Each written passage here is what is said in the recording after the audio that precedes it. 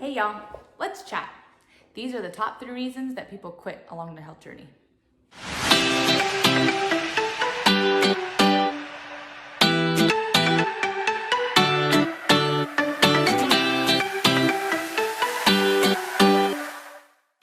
So y'all, I'm gonna hit the first one from my point of view, right in the gut. Let's get it where it hurts. When I have a new client, perhaps, that is on their health journey, one of the things that I recognize is that they have a negative outlook on everything. I already know that they're probably gonna give up on themselves. It's evident of self-sabotage. There's probably a reason behind it. There's probably some traumatic experience or hopelessness, maybe even some depression, things that are going on beyond really what I can help them with. Obviously, I do my best and just try to encourage and love them as much as I possibly can. But I will tell you that the first and primary reason that I will see that somebody doesn't reach their fitness goals or quits on their health journey is because they have a negative outlook on everything. So for instance, they will hate to exercise. They will hate eating healthy. They will hate all the foods that they're eating. And I'm like, wait a minute, you're supposed to enjoy all these things because you're supposed to enjoy the journey. You're supposed to enjoy the foods that you're eating and find joy in the healthy foods. Because if your body is so used to eating the junk, it's gonna take a little while in order for your body to readapt and get used to eating healthy foods, and then give your body the opportunity to feel what it's like to eat healthy foods, like foods for fuel, right? So not just foods that make you feel good for like 5 minutes and then you feel sick the rest of the day, right? But it's a matter of finding those foods that you like throughout the day. So what are ways that we can work on this? So let's try finding exercises, things that you enjoy, an activity that you enjoy. Maybe it's not necessarily coming into a gym or in a workout room and sitting there with some dumbbells and doing some weights. Maybe that's not it. Maybe it's just going out for a walk or taking your dog out. Maybe it's meeting up with a girlfriend to have a walk or have prayer talk. I don't know. Maybe it's going hiking, or maybe it's going skating. Just find something that gets you active in doing something that you enjoy. I will tell you that every time that I work out, I'm not always motivated to work out. I'm like, oh my goodness. But I tell you what, the workouts that I really didn't want to do are usually the best ones I've ever had. So it's honestly, you just got to show up. You got to show up for yourself. Are you worth it? Heck yes, you are. So get it. So that's one thing for exercise, right? So then when it comes to your foods, it's a matter of finding ways for you to enjoy the things that you're eating, right? So let's say that you're a person, maybe you're addicted to sugar, because that's so many people, right? So let's say that you're addicted to sugar. What are ways that you can incorporate? I always just try to make, like I made a really good brownie batter. So when I was in high school, I probably had like 3 days a week that I would pick up pizza and a box of Ghirardelli brownies, and I would eat the batter. I mean, eggs and all. I realized that people were like, oh my gosh, but the salmonella. But I never got sick. Whatever, it's fine. It was years ago. But I figured out how to make a protein brownie batter, and it's bomb.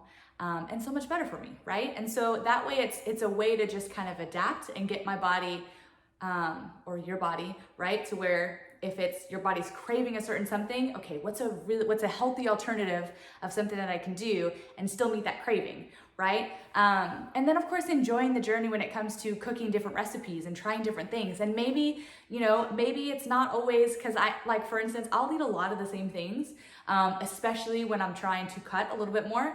And so, I may not necessarily like, oh, this is the best food I've ever had, because usually that's not always how it works, but maybe I enjoy the time that I get to spend in the kitchen and have some peace or just have some music on. So finding areas and places along the journey of things that you do enjoy. You're not gonna love all of it, okay? You're gonna love it once you actually get to where you wanna be, right? So depending on what that is, maybe it's being able to run a certain amount of mileage, or being able to do a mud run, or doing certain things with grandkids, or whatever that looks like for you. Maybe it's a weight loss goal.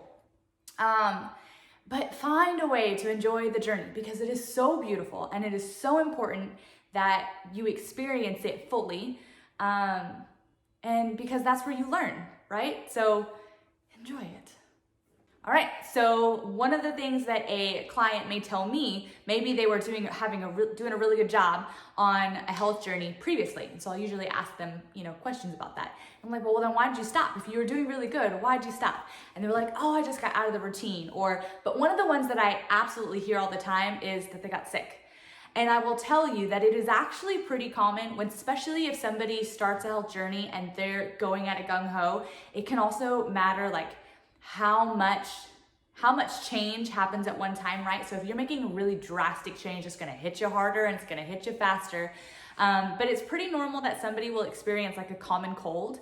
And really, if you think about it, it's a matter of thinking about, that's how sick their body was internally, right? In order for them to get sick, right? So switching eating habits, and all of a sudden you're taking things in that your body actually knows what to do, and so it starts cycling things out that it doesn't need anymore, and it's getting rid of some junk. Sometimes it doesn't feel really good, and sometimes you can feel like you have the common cold, like the whole keto flu thing, right? It's like this giant drastic change, and so they made it an expectation. I actually kind of like that they made it an expectation, because it is a barrier that you have to break. Because guess what? At some point, somewhere down the road, it could be 3 years into your health journey, and your kid gets the flu, and then you get the flu. And what do? Do you just quit? No, you work past it and you get it done and you keep going. Why would you quit? That sounds so silly. So, but if you recognize that you get sick, use it as an opportunity to make yourself better. For instance, if I ever feel sick, I'll be honest, I don't get sick very often. I've gotten past that point, right? Yay! But let's say like allergies or things, because we're in Texas, we totally experience that. I might go a little bit lighter that day, or I might, when I have been sick, there's a certain aspect of like sweating it out, but also listening to your body and recognizing where you need to be. So really, if you do get sick, just listen to your body, pay attention to what it needs, keep giving your body fuel, but don't quit. That's so not a reason to quit. You can do this. Last but not least, the number one reason that people quit along their health journey is that they don't see results fast enough.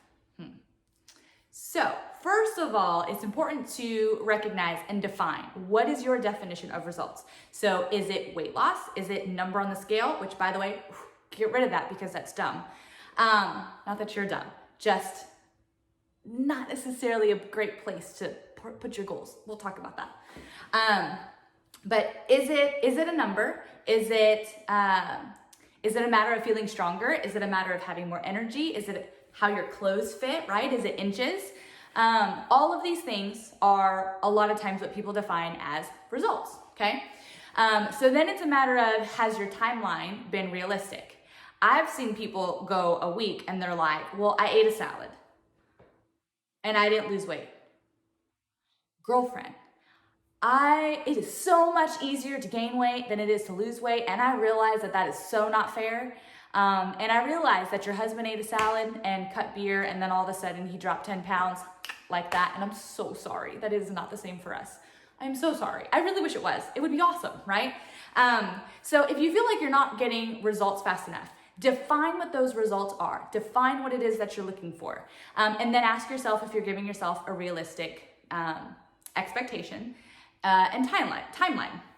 So I'm gonna take weight loss, okay, this number on the scale, because that number on the scale doesn't define who you are. And that number on the scale will move as you go along your health journey, okay? It's a matter of health. It's a matter of how you are both inside and outside.